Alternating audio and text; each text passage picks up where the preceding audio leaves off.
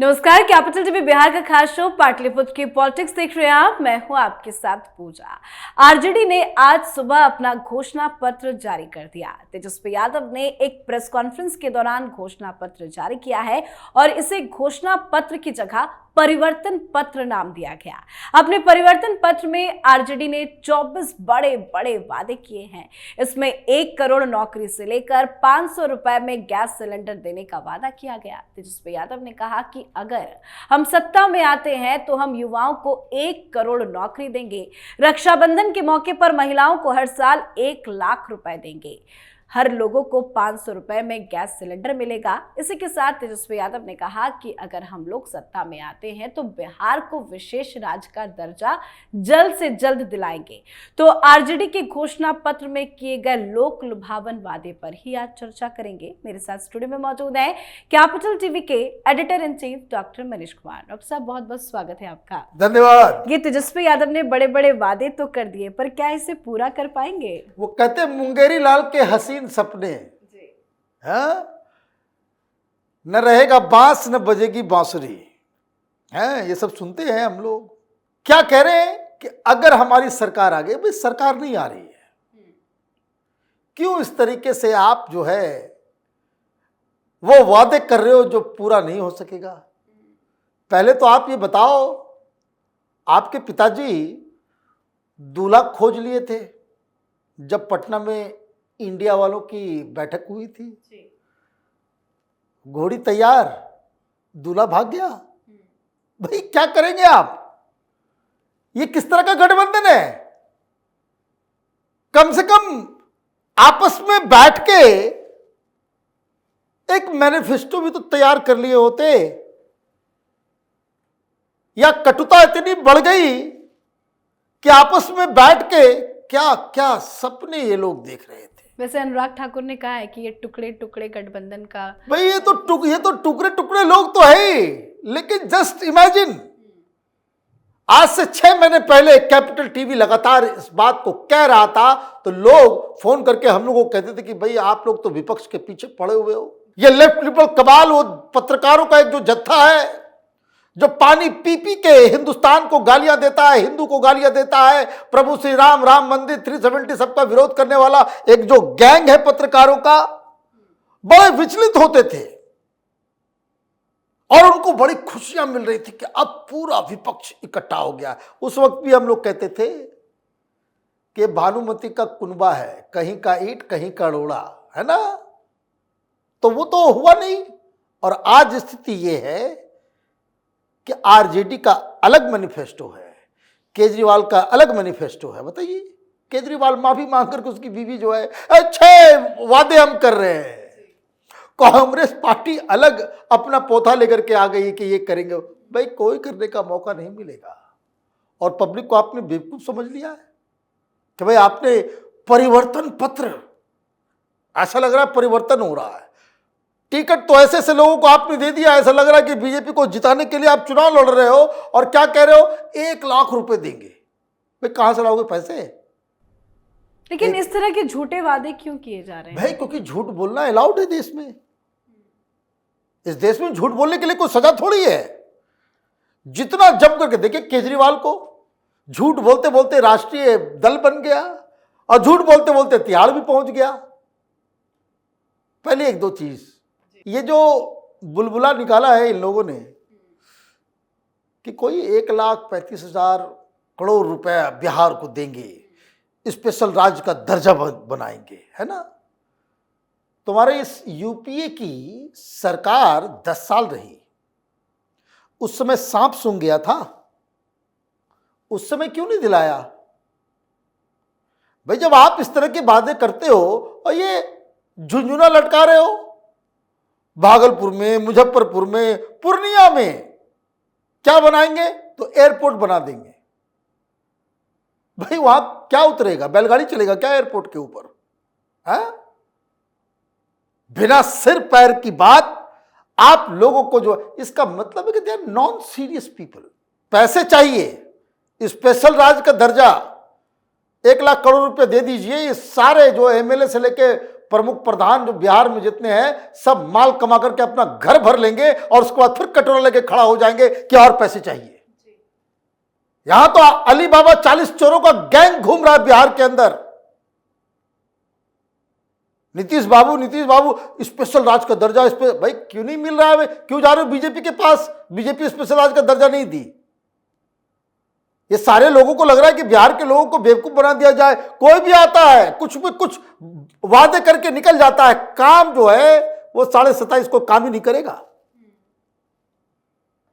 BJP वालों ने क्या क्या वादा किया कुछ बिहार के लिए? कुछ नहीं। गर्त में मिला दिया है इन लोगों ने।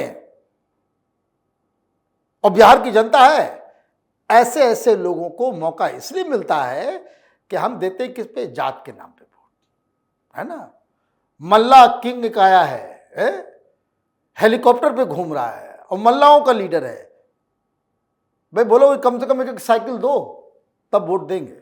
तुम हेलीकॉप्टर पे घूमोगे, बाकी मल्ला क्या करेंगे यहां पे? उसका बच्चा बिना कपड़े के, बिना चप्पल का, बिना पैंट के जो है वो नंगा घूमता रहेगा घाट के ऊपर। ये सब राजनीति को इन लोगों ने धंधा बना करके रख दिया है। और आगे लेकर के परिवर्तन पत्र, तो ये परिवर्तन पत्र कैसे काम चलेगा? परिवर्तन पत्र का नौकरी कहां से लेकर के आएंगे? हाँ, आपकी सरकार थी बिहार में, कितने नौकरी आपने सृजन किया। नौकरी बचा हुआ है उसको फिर से आपने ला दिया, वो तो ठीक है, उसके लिए आपको अप्रिशिएट भी किया जा रहा है कि जो नौकरियां जो है दबी हुई थी, बची हुई थी, लेकिन उससे काम चलेगा क्या? तभी तो जमीन के बदले नौकरी वाले का जिक्र चल रहा है। हाँ बिल्कुल, नौकरी देके जमीन लिखवाएंगे ये लोग। फिर सवाल दूसरा है, सवाल अगर आप अपने आप को राजनीतिक दल कहते हैं और ये आपके सामने अगर ये टारगेट नहीं है कि बिहार को हम कैसे आगे लेकर के जाएंगे, तो जनता को ऐसे ऐसे लीडर्स को दौड़ा देना चाहिए। कारण मैं बता रहा हूं क्यों। नौकरी मिलेगा कैसे? नौकरियों का सृजन कैसे होगा? जब आप इंफ्रास्ट्रक्चर बनाएंगे, जब आपके पास इंडस्ट्रीज आएंगी, वहां इन्वेस्टमेंट होगा, तब तो नौकरियां बनेंगी। ये सरकारी नौकरी में आप जो बैकलॉग था उसको बाहर करके आप नौकरी क्रिएट नहीं कर रहे। जो बैकलॉग पड़ा हुआ है उसको आप क्लियर कर रहे हो और आप कह रहे हो कि भाई हम ये कर देंगे। भाई कितना भी पैसा दे दोगे, कितना भी पैसा आप ले लोगे, तो 1,35,000 करोड़ 30% खाता है बिहार में। सब 30% खा जाता है, तो आप समझिए कि 40,000 करोड़ का व्यवस्था कर लिया है। 40 सीट 100 करोड़ रुपए सब चट कर जाएंगे। ये मैं हकीकत बता रहा हूं। इन लोगों की मंशा पब्लिक को बेवकूफ बना करके बिहार के लिए कोई सोचने के लिए तैयार नहीं है। 40 सीटें हैं, लेकिन ये मैं बार बार कहता हूं, इसके लिए जिम्मेदार हम और आप ही हैं। एक से एक क्रिमिनल को, एक से एक गुंडे को, एक से एक जो है भ्रष्टाचारी को, एक से एक जो है जो लूटने खसोटने का काम जिन लोगों ने जीवन भर किया, उसको ना हम पनिश करते हैं वोट के जरिए और ना ही हम उनको रिजेक्ट करते हैं सामाजिक तौर पे। हम उन्हीं लोगों की आरती उतारते हैं जो हमें लूट रहे हैं। और ये किसी एक पार्टी की बात नहीं है, हर पार्टी के अंदर यही धंधा चल रहा है। और इसलिए जब इस तरह की चीजें कोई आगे कहता है, तो कम से कम भाई आपको कांग्रेस पार्टी के साथ मिलकर बनाना था। आरजेडी की तो सरकार आएगी नहीं।